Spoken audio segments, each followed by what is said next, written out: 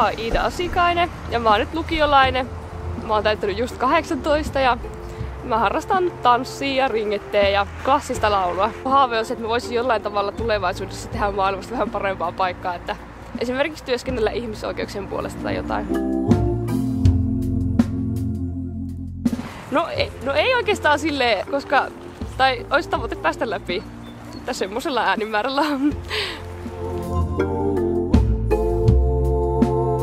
Mulla on tosi tärkeää kaikki just niinku ympäristöasiat ja sit sellaiset, että ihmiset on niinku tasavertaisia keskenään ja kaikilla pitää olla samat mahdollisuudet niinku elämässä ja silleen, että pidetään niinku huolta kaikista. Niin sitten musta tuntuu, että vihreät on niinku semmoinen puolue, joka näitä asioita ajaa.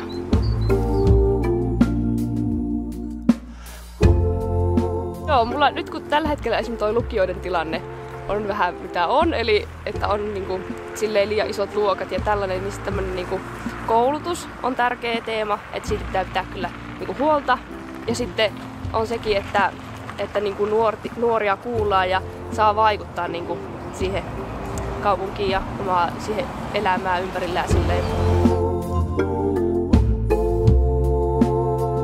Mä oon ollut aikaisemmin myös niinku kouluoppilaskunnassa, että siellä myös ollut silleen, että tekee sellaisia asioita, mitkä sitten niinku vaikuttaa siihen kouluarkeen ja tällaiseen. Ja sit koulusta menin niinku Nuvaa niinku edustajaksi, ja sit siellä just sai vähän laajempaa semmoista, että miten sitten ihan kaupungin tasolla voi vaikuttaa. Ja se on niinku hauskaa, että niinku huomaa, että oikeasti semmoisia tavallisia asioita päätetään tuollakin.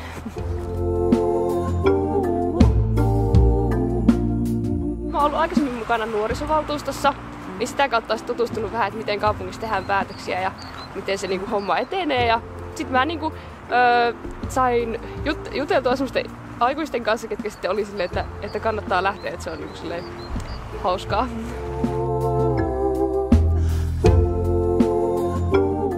No se on just se, että kun päätöksenteko on kyllä aika hidasta, mutta sitten just kun asioita valmistellaan ja ne tulee vasta sinne ihan ekoja kertoja sinne käsittelyyn, niin silloin niitä kansii niinku, tutkia hyvin ja olla silleen hereillä, että sitten tietää heti, että missä mennään ja sitten pystyy niinku heti alussa vaikuttamaan siihen, että sitten kun se menee ihan viimeistä kertaa päätöksentekoon, niin sitten se on vähän vaikeampaa.